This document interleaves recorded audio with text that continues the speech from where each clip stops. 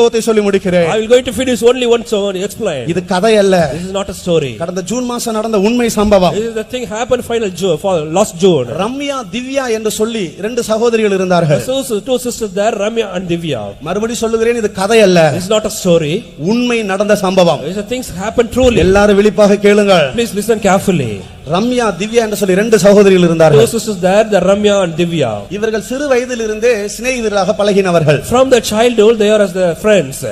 கர்த்தருக்கு ஸ்தோத்திரம். Praise the Lord. வாலிப வயதான இருவரும் வாலிப வயதானார்கள். At the time of young age, Divya ரட்சிக்கப்பட்ட விசுவாசி சகோதரி.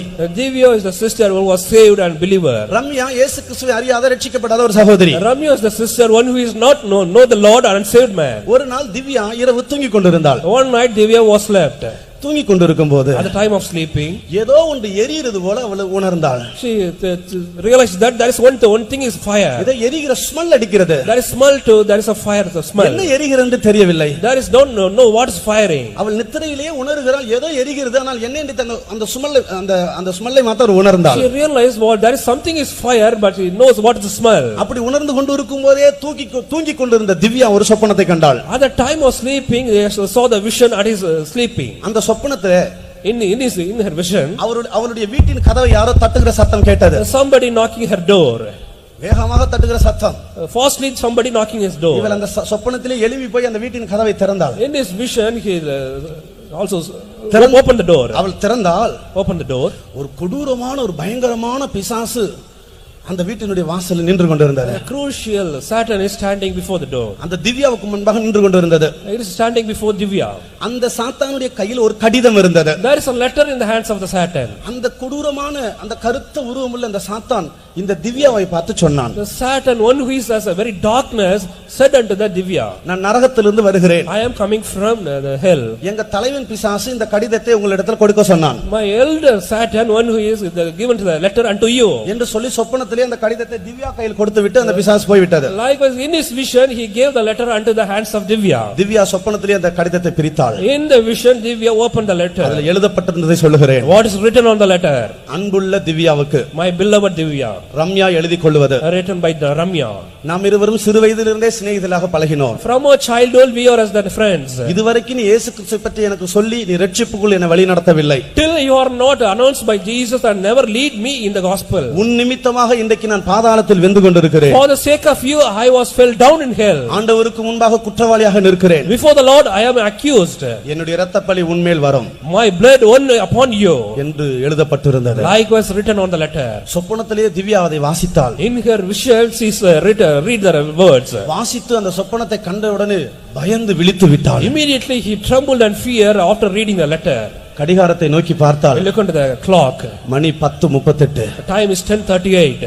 இரவு 10:38. Night time 10:38. கண்களை விழித்துக் கொண்டாள். He opened her eyes. இரவெல்லாம் அவளுக்கு நித்திரை வரவில்லை. There is no sleep for all the night. ஒரே கலக்கமும் பயமாக இருந்தது.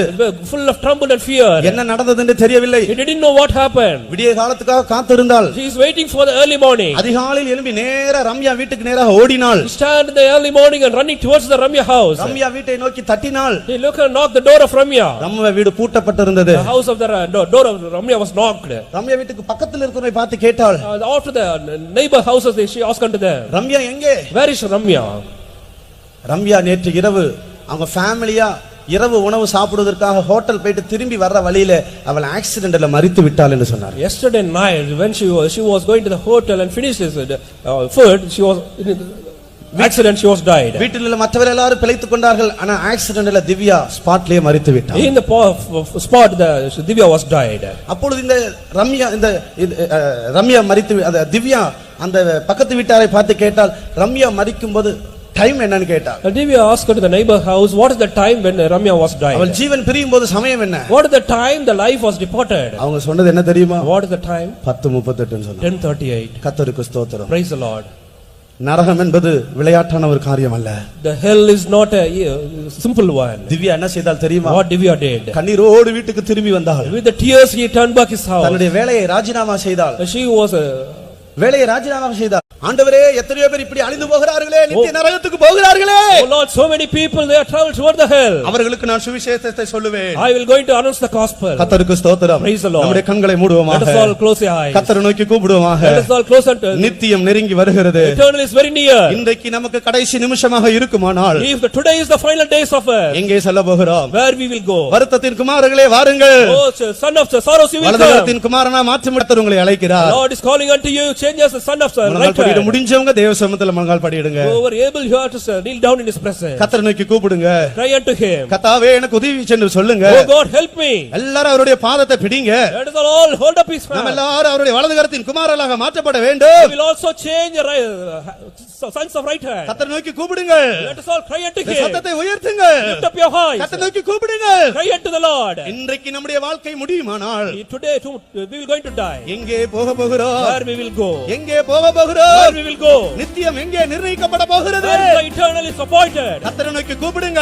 All of us cry unto him. அவருடைய பாதம் நம்முடைய மத்தியில் இறங்கி வந்திருக்கிறது. Feet is descending upon us. எல்லாரும் கர்த்தரை நோக்கி கூப்பிடுங்க. Let us all cry unto him. கர்த்தர் நமக்கு உதவி செய்ய உண்மை இல்லவர். Our God is faithful to help us. கர்த்தர் தாமே நம்மை ஆசீர்வதிப்பார். May God bless us all.